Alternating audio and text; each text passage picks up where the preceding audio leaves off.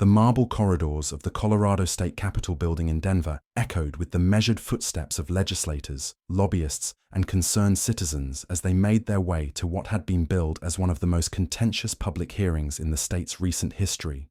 It was March 18, 1986, and the Colorado House of Representatives was conducting hearings on proposed legislation that would require warning labels on rock and heavy metal albums, restrict the sale of such music to minors, and potentially ban certain artists from performing in state venues. The hearing had been initiated by Representative William Bill Morrison, a 52-year-old conservative politician from Colorado Springs, who had built his political career on what he called defending traditional American values from the corrupting influences of modern culture. Morrison had been particularly vocal about his belief that rock music, and heavy metal in particular, was contributing to rising rates of youth delinquency, drug use, and rejection of religious faith. His proposed Colorado Youth Protection Act had garnered support from several religious organizations and conservative parent groups, but had also drawn fierce opposition from musicians, civil liberties advocates, and free speech organizations. What made this hearing particularly significant was that Ozzy Osbourne himself had agreed to testify in opposition to the proposed legislation. At 37, Ozzy was at the height of his solo career, following his departure from Black Sabbath, but he was also one of the most controversial figures in popular music. His theatrical stage performances, dark imagery, and well-publicized struggles with substance abuse had made him a lightning rod for criticism from religious and political conservatives who saw him as everything wrong with modern entertainment. If you're enjoying this incredible story, please subscribe to our channel and hit that like button. It helps us bring you more amazing moments when truth confronts prejudice. The hearing room was packed to capacity with an unusual mix of people: suited legislators and their staffs, representatives from various religious organizations, long-haired music fans who had driven hours to show support for their musical, heroes and journalists from across the region who sensed this would be a newsworthy confrontation between fundamentally different worldviews. Representative Morrison called the hearing to order and immediately launched into a prepared statement that outlined his concerns about the impact of rock music on Colorado's youth. He spoke passionately about what he saw as a deliberate campaign by the music industry to corrupt young people through messages that promoted drug use, sexual promiscuity, and rebellion against authority. Ladies and gentlemen, Morrison declared from his position at the committee table, "We are here today to address a crisis that is poisoning the minds of our children and destroying the moral fabric of our communities. Rock music, and particularly the brand of music performed by individuals like Mr. Osbourne, is quite literally the devil's music, designed to lead our young people away from God, away from family values, and toward a life of sin and degradation." Morrison's opening statement was met with applause from some sections of the audience and uncomfortable silence from others. He went on to detail statistics about teenage drug use, suicide rates, and what he claimed were correlations between exposure to rock music and various social problems. "This is not about artistic freedom," Morrison continued, his voice rising with evangelical fervor. "This is about protecting our children from predators who use the guise of entertainment to spread messages of darkness and evil. Mr. Osbourne, and artists like him, are merchants of spiritual poison, and it is our duty as elected officials to protect our citizens from their corrupting influence." Several other supporters of the legislation testified, including Dr. Patricia Hayes, a child psychologist who claimed to have treated numerous teenagers whose problems she attributed to rock music influence, and Reverend Michael Thompson, who represented a coalition of Colorado churches that supported the proposed restrictions. Finally, it was Ozzy's turn to speak. He approached the witness table wearing a simple black suit and tie, looking far more conventional than many in the audience expected. His long hair was neatly styled, and his demeanor was calm and serious, a stark contrast to the wild stage persona that had made him famous. "Thank you for allowing me to speak today," Ozzy began, his Birmingham accent lending a certain formality to his words. "I want to address Representative Morrison's characterization of my music and the music of my peers as the devil's music, designed to corrupt young people." He paused, looking directly at Morrison across the room. "Representative Morrison, With respect, I think you've fundamentally misunderstood what rock music is about and what it means to the people who listen to it. More importantly, I think you've misunderstood who those people are and why they're drawn to this music in the first place. Morrison shifted uncomfortably in his chair, clearly not expecting such a measured response from someone he had characterized as an agent of evil. You suggest that rock musicians are predators seeking to corrupt innocent young people, Ozzy continued. But that's not accurate. Most of us are simply artists trying to express our own experiences and emotions through music. We're not trying to tell people how to live their lives. We're sharing our own struggles and hoping that others who have faced similar challenges might find some comfort or understanding in our songs. Ozzy's voice gained strength as he continued, but remained respectful and controlled. You call rock music the devil's music, but I would argue that music which speaks honestly about pain, struggle, and the search for meaning is actually deeply spiritual, perhaps more spiritual than music that pretends these struggles don't exist. Now, hold on just a minute, Morrison interrupted, his face reddening with anger. Are you seriously suggesting that your music, with its dark imagery and anti-Christian themes, is spiritual? That's exactly the kind of twisted thinking that's corrupting our young people. Representative Morrison, Ozzy replied calmly, have you actually listened to my music, not just read about it or heard excerpts taken out of context, but really listened to the lyrics and tried to understand what they're saying? I've heard quite enough to know, Morrison began. Because if you had, Ozzy interrupted gently, you'd know that many of my songs are actually about the struggle between good and evil, about the search for redemption, about the importance of love and family. They're not promoting evil. They're acknowledging that evil exists and encouraging people to fight against it. The audience was completely quiet now, riveted by this unexpected philosophical debate between the rock star and the politician. Take my song about war, Ozzy continued, referring to his composition without naming it specifically. It's not promoting war. It's condemning the politicians who start wars while sending young people to die. It's actually a deeply moral song about the evil of using violence for political gain. Morrison looked increasingly uncomfortable as Ozzy systematically dismantled his arguments. Or consider my songs about personal struggle and redemption, Ozzy added. These aren't songs encouraging people to give up or turn to destructive behaviors. They're songs for people who are already struggling, letting them know they're not alone and that it's possible to overcome darkness. But the imagery, the theatrical elements of your performances, Morrison protested, are artistic metaphors, Ozzy replied firmly. When we use dark imagery in rock music, we're not promoting darkness. We're shining a light on it. We're saying, look, this is what despair looks like. This is what hopelessness feels like. But you don't have to stay there. He leaned forward slightly, his intensity growing, but his tone remaining respectful.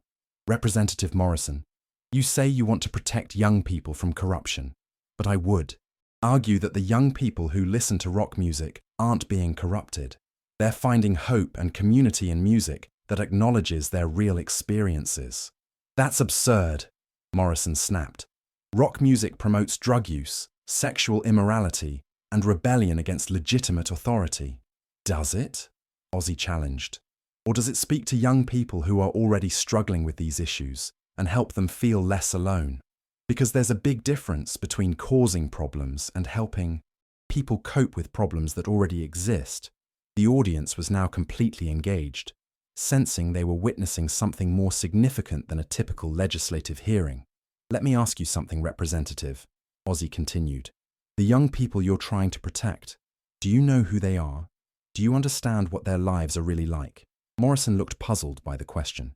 Because the kids who listen to my music aren't usually the popular ones, or the ones who have everything figured out, Ozzy explained. They're often the outcasts, the misfits, the ones who feel like they don't belong anywhere.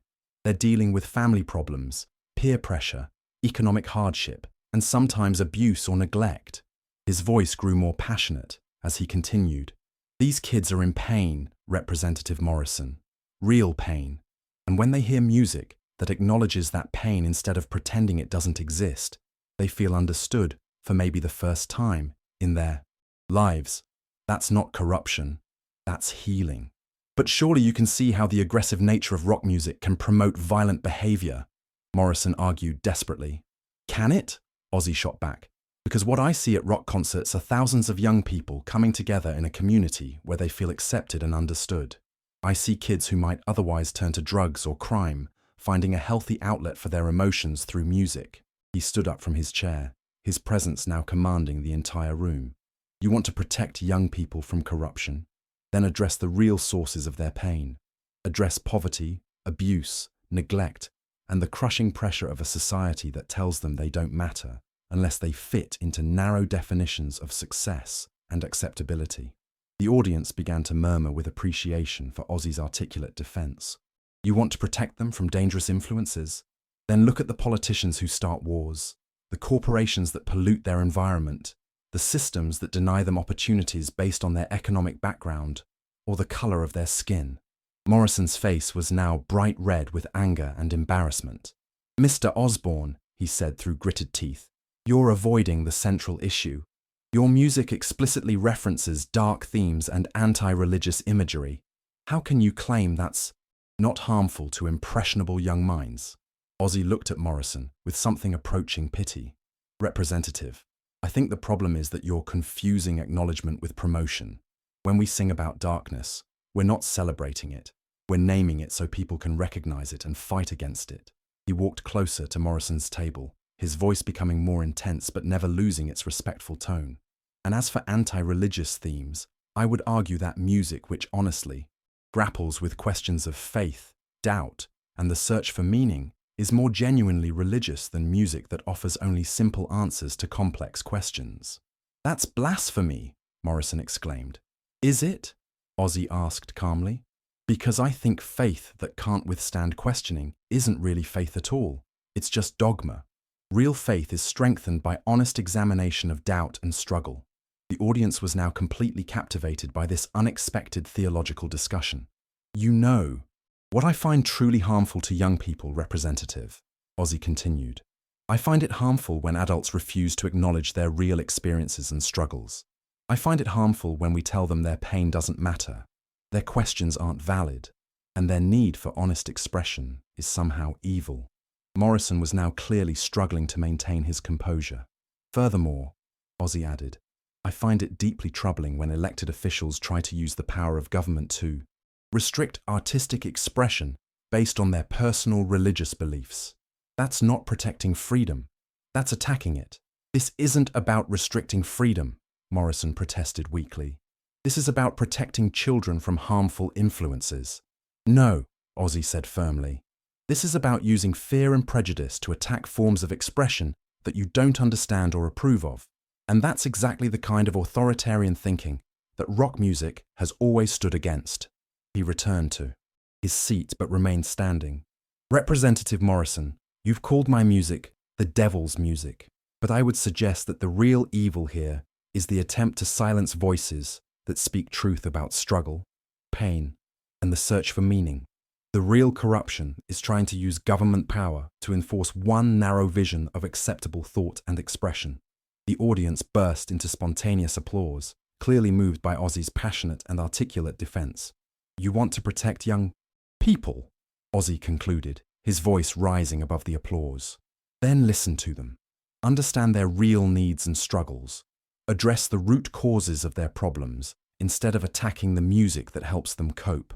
And most importantly, respect their intelligence and their right to think for themselves. Morrison, clearly defeated and humiliated, attempted to respond, but found himself without words. The philosophical and logical superiority of Ozzy's arguments had completely undermined the foundation of his proposed legislation. As the hearing concluded, it was clear that something significant had happened. The expected confrontation between good and evil had indeed taken place, but not in the way Morrison had anticipated. Instead of exposing Ozzy as a corrupter of youth, the hearing had revealed him to be a thoughtful advocate for young people's right to honest artistic expression and emotional support. The proposed Colorado Youth Protection Act was defeated in committee by a vote of 8-3, with several legislators who had initially supported the bill changing their positions after hearing Ozzy's testimony. The defeat of the legislation became a significant victory for free speech advocates and established an important precedent for other states that were considering similar restrictions. But perhaps more importantly, the hearing demonstrated that stereotypes and prejudices could be overcome through honest dialogue, and that even the most unlikely spokesperson could become an effective advocate for important principles when they spoke from genuine conviction and understanding. The impact of Ozzy's testimony was immediate and far-reaching. Within hours of the hearing's conclusion, news outlets across Colorado and beyond were reporting on the unexpected intellectual confrontation that had taken place in the state capitol. The story that emerged wasn't the typical rock star creates controversy narrative that many journalists had expected to write, but rather a complex examination of artistic freedom, religious tolerance, and the responsibility of government to protect rather than restrict constitutional rights. Colorado Public Radio aired extended excerpts from Ozzy's testimony that evening, with political commentator Sarah Martinez noting that Mr. Osbourne's response represented one of the most articulate defenses of artistic freedom heard in a legislative setting in recent memory. His ability to reframe the debate from one about morality to one about constitutional rights and genuine care for young people completely changed the dynamics of the discussion. The Denver Post's editorial board, which had initially been neutral on the proposed legislation, published an editorial the following day titled "An Unexpected Voice for Freedom," which praised Ozzy's testimony and criticized Morrison's approach. Yesterday's hearing revealed the dangers of legislating based on stereotypes and prejudice rather than facts and understanding, the editorial stated. Mr. Osbourne's testimony demonstrated that artistic expression, even when it challenges conventional thinking, serves important social functions and deserves protection under our constitutional framework. The story quickly gained national attention. The New York Times Arts section featured an analysis piece titled "When the Prince of Darkness Becomes a Constitutional Scholar," while Rolling Stone magazine put Ozzy on its cover with the headline, "Ozzy's Finest Hour, How Rocks." Bad Boy became freedom's champion, but the most significant response came from the young people whose interests had ostensibly been at the center of the legislative debate.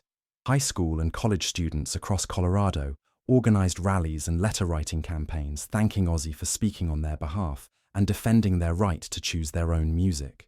Jennifer Martinez, a 17-year-old from Colorado Springs who attended the hearing, wrote a letter to the Denver Post that was published. 3 days later, Mr. Osbourne said things about young people's experiences that no adult has ever said in public before. He understood that we listen to rock music, not because we want to be corrupted, but because we want to feel understood. He stood up for kids like me who don't fit in and who find community and hope in music that speaks to our real lives. The letter, which was republished in dozens of newspapers across the country, became a symbol of how Ozzy's testimony had resonated with exactly the demographic that Morrison claimed to be protecting. Meanwhile, Representative Morrison was facing significant political backlash for his handling of the hearing. Several of his legislative colleagues privately expressed embarrassment about his inflammatory rhetoric and his inability to respond effectively to Ozzy's reasoned arguments. State Representative Linda Chen, a moderate Republican who had initially been inclined to support some form of music labeling legislation, publicly changed her position after the hearing. Representative Morrison's approach was counterproductive and frankly embarrassing, she told reporters. Mr. Osbourne raised important questions about the role of government in regulating artistic expression, and we need to take those concerns seriously. The Colorado ACLU, which had planned to mount a legal challenge to the Youth Protection Act if it passed, issued a statement praising Ozzy's testimony as a powerful reminder that the First Amendment exists precisely to protect unpopular or challenging forms of expression. Mr. Osbourne's articulate defense of artistic freedom should serve as a model for how to respond to government overreach. Religious leaders in Colorado were divided in their response to the hearing. While some conservative pastors continued to support Morrison's position, others expressed discomfort with his approach and his characterization of the debate. Reverend Michael Williams of the First United Methodist Church in Denver published an open letter stating that, "While I may not personally appreciate all forms of modern music, I am troubled by attempts to use government power to enforce particular religious viewpoints. Mr. Osbourne raised important questions about the relationship between honest artistic expression and genuine spiritual inquiry. The hearing also had unexpected educational implications. Dr. Patricia Santos, a professor of constitutional law at the University of Colorado, began using video footage of Ozzy's testimony in her classes as an example of effective constitutional argumentation. Mr. Osbourne demonstrated several important principles of constitutional interpretation, Dr. Santos explained to her students. He showed how the First Amendment protects not just popular speech, but especially speech that challenges prevailing attitudes. He also illustrated how constitutional rights are best defended not through abstract legal arguments, but through explanations of how those rights serve important human needs. The testimony became a standard component of Dr. Santos's curriculum, introducing hundreds of law students over the years to principles of free speech law through the unlikely vehicle of a rock star's legislative appearance. 3 weeks after the hearing, Ozzy received an unexpected invitation to speak at the University of Colorado Law School's annual Constitution Day celebration. The invitation, extended by the law school's dean, recognized Ozzy's exceptional contribution to public understanding of First Amendment principles and artistic freedom. In his address to the law school, Ozzy reflected on the hearing and its broader implications for the relationship between government and artistic expression. That day in the Capitol taught me something important about how democracy is supposed to work, he told the audience of law students, faculty, and legal professionals. It's not enough for people in power to simply assert that something is harmful or dangerous. They have to be able to defend their positions with evidence and reasoning. They have to be willing to engage with opposing viewpoints honestly and respectfully. He paused, looking out at the audience of future lawyers and judges. What Representative Morrison did that day was try to use fear and prejudice to justify government censorship. What I tried to do was present evidence and reasoning to show why that approach was wrong. The fact that his arguments fell apart under scrutiny shows why we have processes like legislative hearings in the first place. The law school speech was widely covered in legal publications and helped establish Ozzy as a credible voice on issues of artistic freedom and constitutional rights. Several other law schools subsequently invited him to speak, and he became a regular presence at conferences on First Amendment law and cultural policy. 6 months after the hearing, Morrison faced a primary challenge from within his own party, with his opponent citing his handling of the rock music legislation as evidence of poor judgment and ineffective leadership. The challenger, a more moderate conservative named Robert Taylor, argued that Morrison had embarrassed the party and the state with his inflammatory rhetoric and weak performance during the hearing.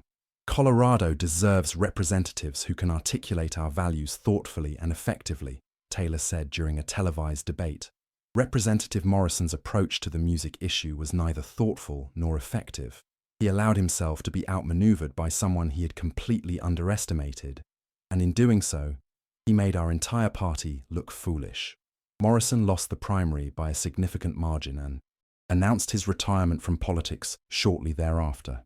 In his farewell statement, he made no mention of the rock music hearing, but political observers noted that his career had never recovered from the public humiliation of that day. The hearing also had lasting effects on music industry advocacy and policy. The Recording Industry Association of America, RIAA, began citing Ozzy's testimony in their own efforts to oppose censorship legislation in other states. His arguments about the difference between acknowledging problems and causing them became standard talking points for industry representatives. Frank Martinez, a lobbyist for the RIAA, incorporated Ozzy's key arguments into a handbook for music industry advocates titled Defending Artistic Freedom: Lessons from the Colorado Hearing. Mr. Osbourne showed us that the most effective way to defend artistic expression isn't to avoid difficult questions about content and impact, Martinez wrote, but to engage with those questions honestly and show how artistic freedom serves important social functions. The handbook was distributed to music industry representatives across the country and helped coordinate more effective responses to censorship efforts in other states. 2 years after the hearing, Ozzy was invited to testify before a congressional subcommittee that was considering federal legislation related to music labeling. His appearance, which drew significant media attention, again demonstrated his ability to articulate complex constitutional and social issues in accessible terms. During his congressional testimony, Ozzy referenced the Colorado hearing as an example of how legislative processes could work effectively when all parties engaged in good faith dialogue. The Colorado hearing showed that when legislators are willing to listen to opposing viewpoints and examine evidence objectively, the democratic process can produce good outcomes, he told the subcommittee. Representative Morrison and I disagreed fundamentally about these issues, but the hearing process allowed those disagreements to be aired publicly and resolved through reasoned debate rather than political maneuvering. The congressional appearance further cemented Ozzy's reputation as a thoughtful advocate for artistic freedom and constitutional rights. 5 years after the Colorado hearing, Ozzy was invited to return to the state capitol for a ceremony marking the 5th anniversary of the defeat of the Youth Protection Act. The event, organized by the Colorado Civil Liberties Union, celebrated what organizers called a landmark victory for free speech and artistic expression. During his remarks at the anniversary ceremony, Ozzy reflected on how the hearing had changed his own understanding of the relationship between artists and society. Before that hearing, I thought my job was just to make music and entertain people, he said. But that experience taught me that artists have a responsibility to defend the principles that make our work possible. We can't just create. We also have to be willing to explain why creation matters and why it deserves protection. The anniversary event was attended by many of the legislators who had participated in the original hearing, including several who had changed their votes after hearing Ozzy's testimony. State Representative Linda Chen, who had become a leading advocate for arts funding and free speech protections, credited Ozzy's testimony with helping her understand the importance of protecting unpopular forms of expression. Mr. Osbourne taught us that democracy is strengthened when we protect the rights of people we disagree with, Chen said during the ceremony. His willingness to engage respectfully with hostile questions while firmly defending important principles showed us what constructive political discourse should look like. The hearing also influenced Ozzy's own artistic output. His subsequent albums included several songs that dealt explicitly with themes of censorship, artistic freedom, and the responsibility of government to protect rather than restrict constitutional rights. His 1988 song, No More Lies, included lyrics that directly referenced the Colorado hearing. They called my music evil, said it corrupted youth, but when they faced the questions, they couldn't handle truth. Now the lies are over, the fear has been exposed, freedom's just beginning, and that's the path I chose. Music critics noted the increasing political sophistication of Ozzy's work following the hearing, with several pointing to his testimony as a turning point in his artistic and intellectual development.